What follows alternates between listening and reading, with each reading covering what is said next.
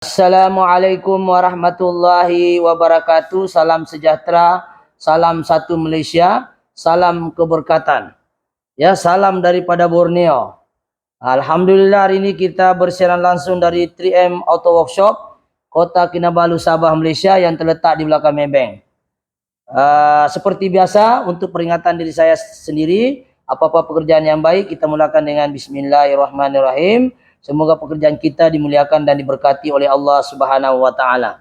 Jadi apa yang menjadi persoalan sekarang ialah kereta baru. Okey? Tapi aircon dah tak sejuk. Salah siapa sebenarnya? Salah customer kah yang tidak rajin ganti cabin filter kah? Salah pengeluar kah? Salah kualiti kereta sekarang yang walaupun baru tetapi tidak tahan cooling coilnya. Jadi ini antara persoalan yang selingan saja. Tujuan kita ini bukan mau cari salah siapa, tetapi yang menjadi persoalan kereta ini baru 2019. Saya dipahamkan oleh ini kereta ini adalah Pajero, Pajero pula Fortuner 2019 model VRX, model VRX. Ini kereta dia, engine kalau kita nampak sini engine dia 2GD. Kameramen ke sini. Sini. Ini engine dia 2GD. 2GD FTV. Kira barulah. Model dia ni 2019.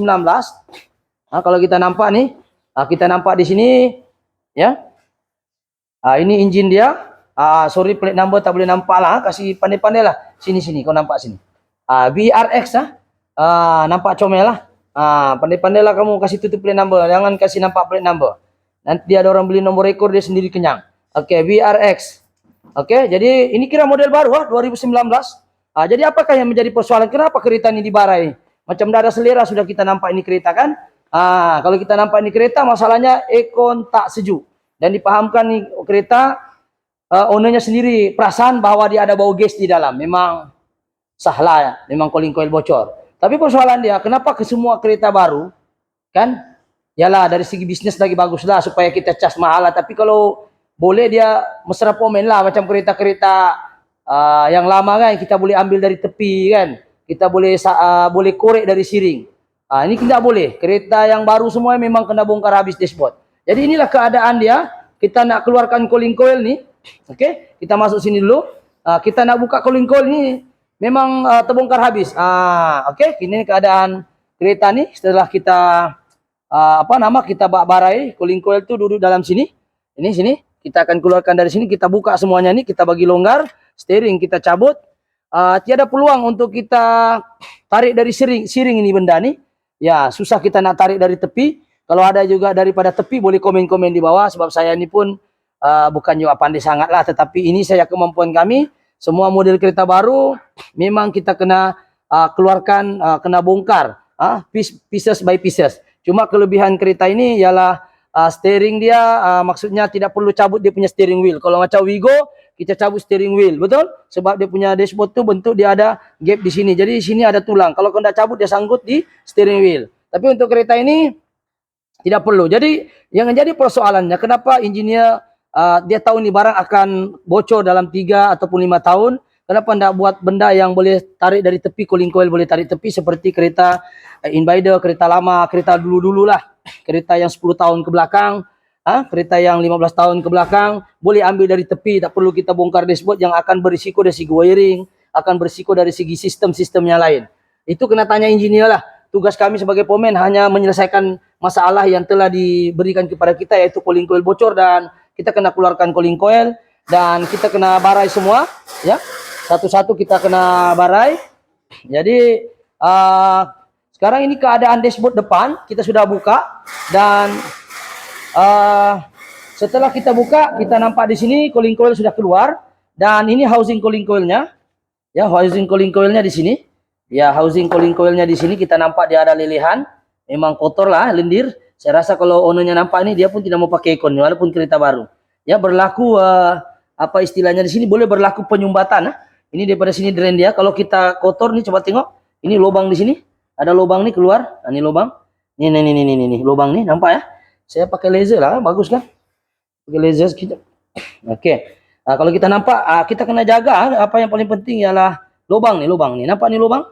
Ini kasih begini. Nah, tuh. Lubang nampak Tuh lubang nih. Ini kalau dia lendir-lendir ini adalah ada dua, satu kotoran daripada habu sebab mungkin orang ini tidak ganti kabin, jarang ganti kabin ataupun uh, itulah mungkin persoalan di sini, mungkin hayatnya sudah sampai, tapi yang pasti bila bocor wajib diplasing karena apa? Minyak kompresor sudah keluar. Ini yang lele-lele ini berminyak ini adalah kompresor punya minyak, dia keluar di drain sini. Sebab itu bila kita servis aircon pastikan kita kita apa ini istilahnya, kita flushing dia untuk mengganti balik minyak yang keluar dan mengganti minyak lama dan mengukur semula ikut spek yang telah ditetapkan oleh pengeluar kereta inilah, berapa ml masuk, gas berapa banyak masuk, itu menggunakan mesin flushing. Jadi apa yang kita mau bahas di sini adalah kenapa kita terpaksa bongkar nih semua barai macam tadi. Masalah dia ialah untuk kita keluarkan tuh cooling coil, dia perlukan barai seperti ini. Kita tidak dapat tarik dari tepi.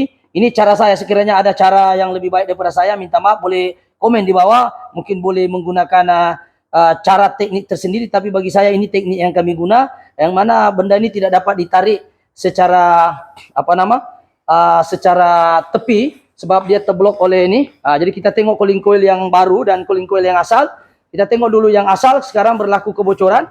Coba kameramen ke sini, kita akan tengok cooling coil dia bocor. Ini ya. Boleh kita pump dulu, kameramen boleh flash kan, nampakkah? Kita pump dulu. Oke, ini dia berlaku kebocoran. Ini tekanan dia baru. Jangan tengok meternya ya, tengok dia punya hasil lah. Meternya ini macam sotong pun ada, macam tidak aku tahu lah macam apa juga. Oke, kita naik sekarang, tengok jarum naik. Tengok jarum dia, nih. Kita tengok, kita pump dia sehingga 300. Ini konon-konon tekanan ganu, kita tengok makin kita pump makin dia laju keluar. Jadi apakah yang terjadi sekiranya kita biarkan gas ini berada di kabin pemanduan, kita akan menghirup gas beracun. Jadi saya berpesanlah kepada mereka-mereka yang customer lah ya, bukan pada pomen. Pomen dia tahu benda nih. Kepada customer, kalau dia sudah bocor gas itu jangan amalkan, sebab kita akan menghirup gas beracun. Gas ini akan masuk di dalam kabin pemanduan. Itulah yang kita bilang macam sejuk aircon, sedap baunya. Inilah bau dia, bau aircon. Dia keluar dan seterusnya kita tambah lagi, minyak kompresi akan keluar daripada sini, gas akan keluar di udara. Sebelum dia keluar di udara, kau hirup dulu dia, kau diracunnya dulu kau. Jadi begitulah. Cooling coil ini persoalan dia, orang tanya, kenapa kereta baru leaking lagi? Ini saya tidak boleh jawab secara tuntas lah ya. Saya boleh cakap memang kualiti barang apabila sudah 5 tahun, 2019 sekarang 2023. Ada 4 tahun saja 2024 berapa tahun? 2019 nih kereta. Berapa tahun? 2019 ada 4 tahun lah. 5 tahun, 4 tahun lebih lah. Saya di kereta ini pertengahan diambil. Lebih kurang 4 tahun dia sudah bocor ya. Jadi jangan samakan dengan cooling coil dulu-dulu. Tahan banting sampai 15 tahun pun tidak pandai bocor-bocor. Ini bergantung kepada pengeluar kereta. Jadi kereta baru sekarang ini adalah susah mau dibuka. Kualitinya pun tidak berapa bagus, terutama mereka yang jarang mengganti cabin filter. Cabin filter itu perlu rajin sebab tai-tai semua ini boleh menghakis sistem cooling coil itu tadi.